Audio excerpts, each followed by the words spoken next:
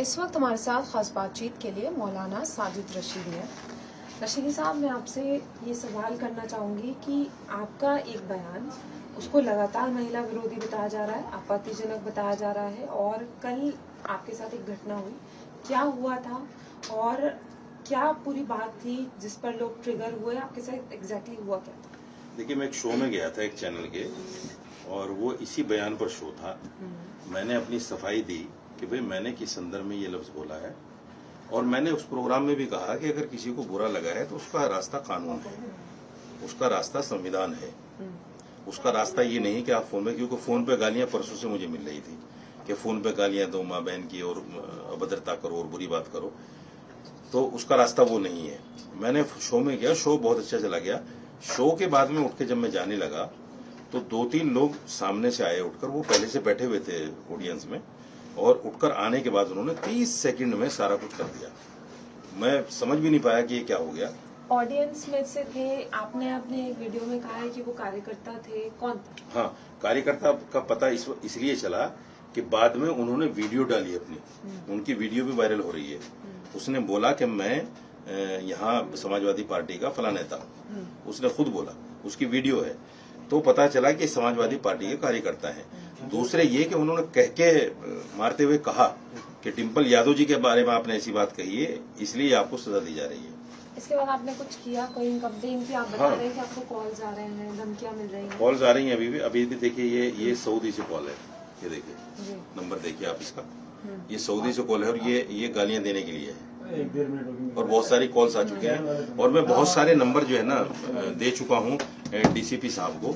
ये मैंने कल कंप्लेन कराई थी डीसीपी साहब के यहाँ, डीसीपी सेंट्रल के यहाँ। ये उनकी ये मोहर है डीसीपी जी की, और ये आईपी स्टेट थाने की मोहर है, थाने पर भी रिसीव हुआ है ये। उसके बाद में इसमें देखिए मैंने बहुत सारे नंबर लिखे हुए हैं जिन नंबरों से, और ये कल सुबह तक के नंबर हैं। उसके बाद में जितने नंबरों से कॉल आ चुकी है वो अभी तक मैंने लिखी भी नहीं है। ये देखिए सब नंबर है उसमें, तो ये सब मैंने जो है पुलिस को दे दिया है, पुलिस वॉच भी कर रही है। और आपके खिलाफ कई सारे पोस्टर्स जो हैं वो लगे हुए हैं। एक पोस्टर मैं आपको दिखाना चाहूंगी, मेरे कैमरा पर्सन दिखाए भी। ऐसे कुछ पोस्टर्स लगे हैं, उनपे काली भी पोती जा रही है। इसको किस तरीके से देख रहे हैं? आपको नहीं लग रहा कि आपको माफी मांग लेनी चाहिए? विवाद इतना बढ़ता जा रहा है, और मर्यादा की, जिस मर्यादा की आप बात कर रहे थे, कहीं ना कहीं उस मर्यादा का उल्लंघन आपने भी किया है। मर्यादा का उल्लंघन सिर्फ मैंने किया क्योंकि मैं मुसलमान हूँ। जिन लोगों ने इकरा हसन के बारे में शादी तक की बात कह दी, असदुद्दीन अवैसी जैसे आदमी को अपना साला बता दिया, वो मर्यादा नहीं है। या जिन्होंने सूफिया कुरैशी के लिए ये कह दिया कि आतंकवादी की बहन है, वो मर्यादा नहीं है। या जिन्होंने ये कह दिया लड़के हैं, गलतियां हो जाती हैं, वो मर्यादा नहीं है। सिर्फ मैं अमर्यादित बात कर रहा हूं क्योंकि मैं मुसलमान हूं। मुझसे जो सवाल किया जा रहा है वो सिर्फ इसलिए कि मैं मुसलमान हूं। अगर मेरी जगह कोई हिंदू होता, कई सारे हिंदुओं के नाम मैंने गिनवाए, किसी ने जाके किसी को चप्पल नहीं मारे, किसी ने जाके किसी को जो है गले में चप्पल डाल के उनका प्रोटेस्ट नहीं किया, किसी ने पार्लियामेंट में जाके उनके लिए हाय उल्ला नहीं किया, प्रोटेस्ट नहीं किया, इसलिए कि वो हिंदू थे कहने वाले। मैं चूंकि मुसलमान हूं कहने वाला, और मैंने उनसे ज्यादा खतरनाक वर्ड नहीं बोला।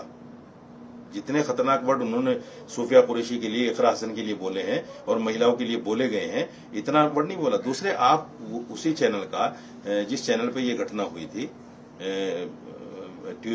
वेडनेसडे के दिन, उसी चैनल को आप डिबेट सुनिए। पहले एक हिंदू पत्रकार ने, एक पार्टी के पत्रकार ने, जो डिबेट पे बैठते हैं, उसने मुझसे भी ज्यादा बहुत बड़ी बातें कही हैं उनके डिम्पल यादव के लिए, उसको दबा दिया गया। लेकिन रशीदी साहब, बात ये नहीं है ना कि कोई किसी के लिए कुछ कह रहा है, एक महिला के लिए ऐसी टिप्पणी करना क्या आपको लग रहा है कि उचित है? नहीं, मैं ये कह रहा हूँ, मैंने सारे चैनलों पे कहा, अगर मेरा बयान उचित नहीं है, किसी को ठेस पहुंची है, किसी को तकलीफ पहुंची है, तो उसका रास्ता संविधान है ना, एक रास्ता है ना उसका रास्ता गाली देना, घर में घुस के मारना, जिस तरह से लोग कह रहे हैं, मैं आपको सुनवा देता हूँ, वो सुन लीजिए, आप अपने व्यूवर्स को बताइए। ये अगर संवैधानिक रास्ता है तो देख लीजिए।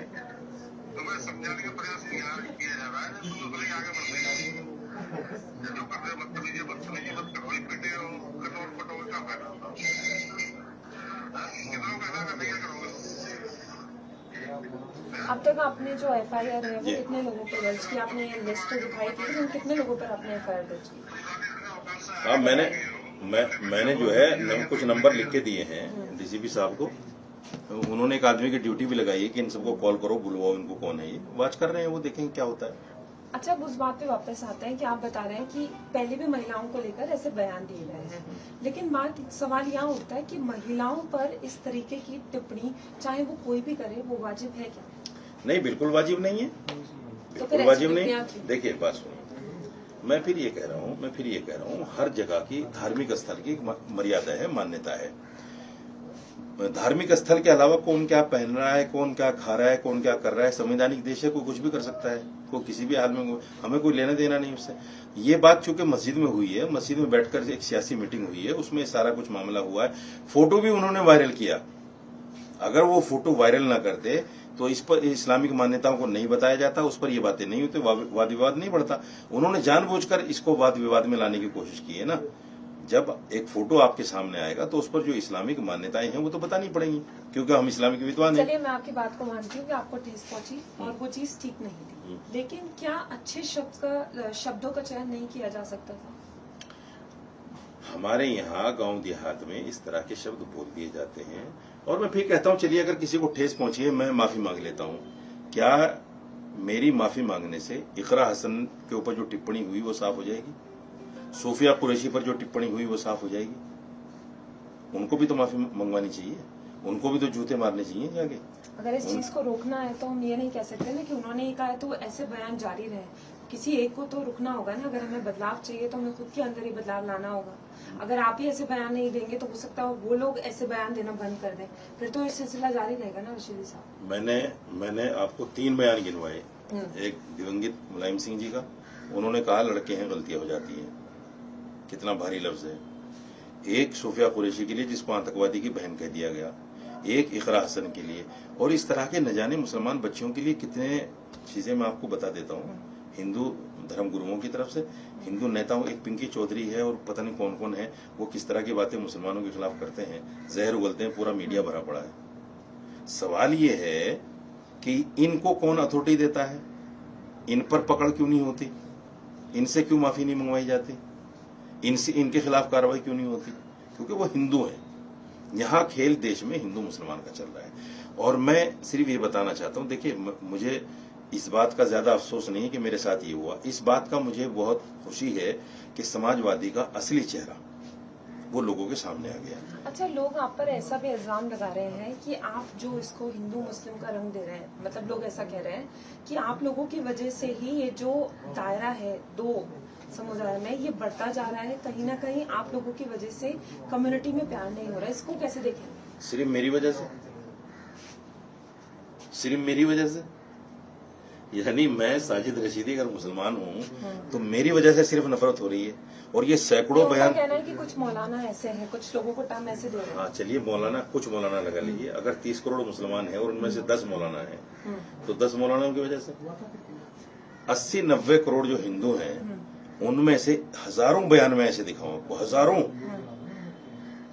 तो 10 ज्यादा होते हैं, सैकड़ों हजारों ज्यादा होते हैं। उनकी वजह से नफरत नहीं है, सिर्फ मुसलमान बोल दे तो नफरत है, और किसी वजह से नफरत नहीं। ये भी नफरत बढ़ाने का एक जरिया है कि वो ऐसा कर रहे हैं, वो नफरत बढ़ा रहे हैं। अच्छा, ये सवाल मैंने आपसे पहले भी पूछा था जब मैं पहले आई थी। क्या अगर आपसे माफी मांगने को अब कहा जाता है या आपको लगता है कि माफी मांग लेनी चाहिए? इस बात अभी को तो बोला खत्म मैंने करना आपको, चाहिए। अभी तो बोला मैंने आपको।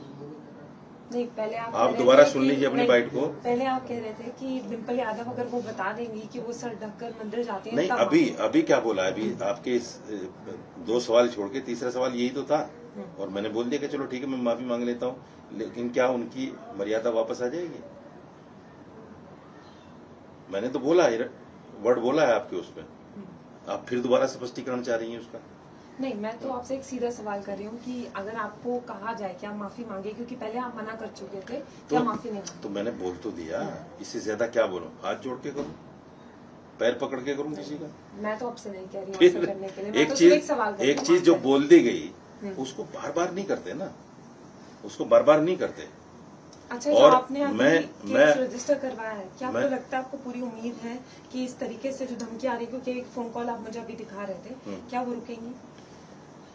देखिए, ये तो मैं आज से थोड़ा ही जूझ रहा हूँ इन चीजों से। आप मेरा फेसबुक अकाउंट देख लीजिए उठा के, और जब से फेसबुक अकाउंट बना है, जब से अब तक किस तरह गालियां मिल रही है, किस तरह बुरा भला कहा जा रहा है, मुसलमान की तरफ से भी, हिंदू की तरफ से भी। मैं कई बार शिकायतें दे चुका हूँ, मैं साइबर क्राइम को भी दे चुका हूँ, इतनी बड़ी फाइल बना के। अब तो आपके खिलाफ पोस्टर्स भी चल रहे हैं। हाँ हाँ, सब कुछ चलेंगे, मैं मुसलमान हूँ ना, सब कुछ चलेंगे। और अभी इतना जल्दी विवाद खत्म नहीं होगा, क्योंकि बिहार में चुनाव है, सारी पार्टियों को तुष्टीकरण की राजनीति करनी है, वो मेरे नाम से होगी। आप पे ये भी आरोप लग रहा है कि बीजेपी के चलते आप ऐसा कर रहे हैं। तो फिर बीजेपी की महिलाओं ने मुझे गालियां क्यों दी पार्लियामेंट में, अगर मैं बीजेपी के लिए कर रहा हूँ? वो भी मैंने ही कराया, वो भी कहीं मैंने ही करा दिया। तो आप ये कह रहे हैं कि कहीं ना कहीं इसे राजनीतिक का मुद्दा बनाया जा रहा है और अभी ये चलता रहेगा। मेरे बयान को जानबूझकर राजनीतिक रंग दिया जा रहा है, और उससे दोनों पार्टियों को फायदा हो रहा है, और खासतौर से समाजवादी को ज्यादा हो रहा है। लेकिन मुसलमानों को समझना पड़ेगा कि एक मुसलमान पर क्या कार्रवाई समाजवादी वाले कर सकते हैं और एक हिंदू पर क्या नहीं कर सकते, ये समझना पड़ेगा मुसलमानों को। चलिए, बहुत शुक्रिया हमसे बात करने के लिए। कैमरामैन सोनू के साथ फराह खान, न्यूज़ 18 पे।